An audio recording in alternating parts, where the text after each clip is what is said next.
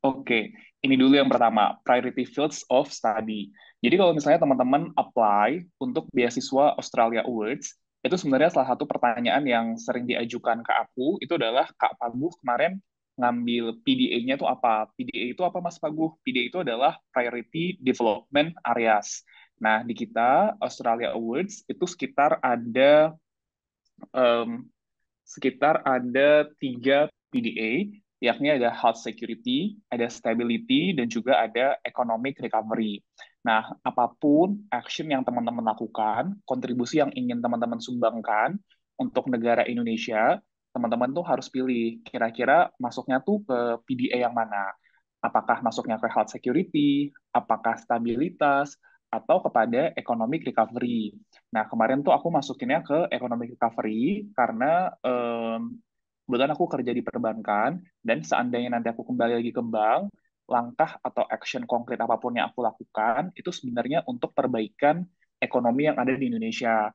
Karena biar bagaimanapun, kita tahu bahwa bank itu adalah salah satu aspek penting atau institusi penting dalam kemajuan perekonomian di Indonesia. Nah, teman-teman bisa cek juga nih di masing-masing sektor teman-teman. Kira-kira sektor aku nih bantu buat apa ya? Apakah untuk kesehatan, di sini ada apakah untuk stabilitas, keamanan negara juga, atau apakah untuk ekonomi. Nah, dari AAS, mereka juga bantu beberapa jurusan yang di-provide. Kira-kira jurusan ini align-nya dengan yang mana? Contoh misalnya kayak human resource, dia masuknya ke health security. Kemudian di sini ada economics. Economics itu masuknya untuk economic recovery.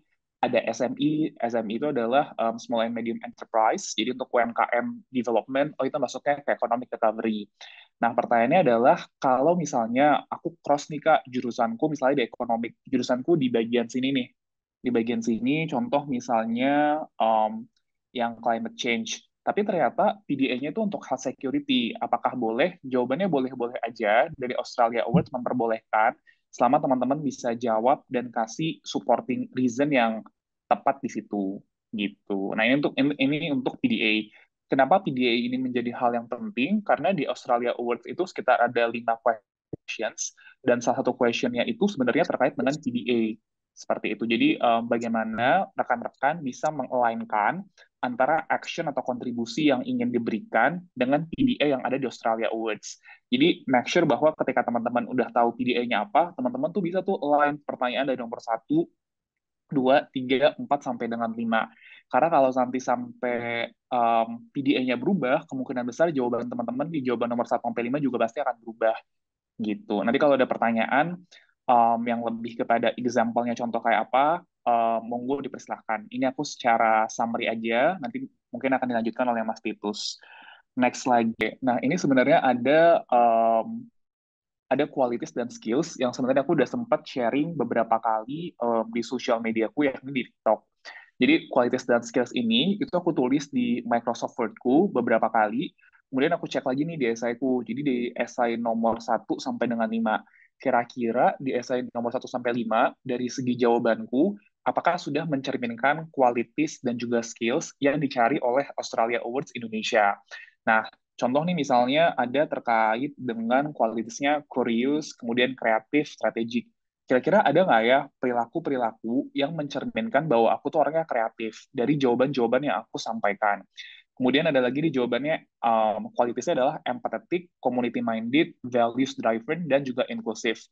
Inklusif itu kan artinya adalah memberikan kesempatan yang sama, equal opportunities bagi semua pihak.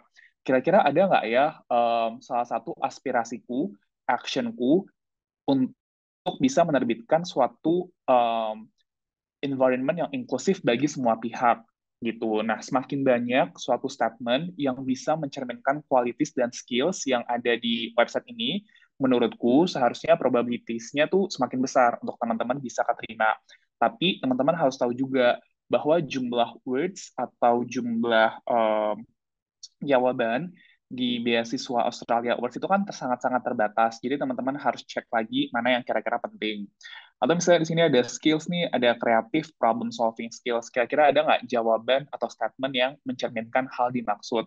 Teman-teman juga harus tahu bahwa di aplikasi Australia Awards saat ini sudah online form, 100% online form.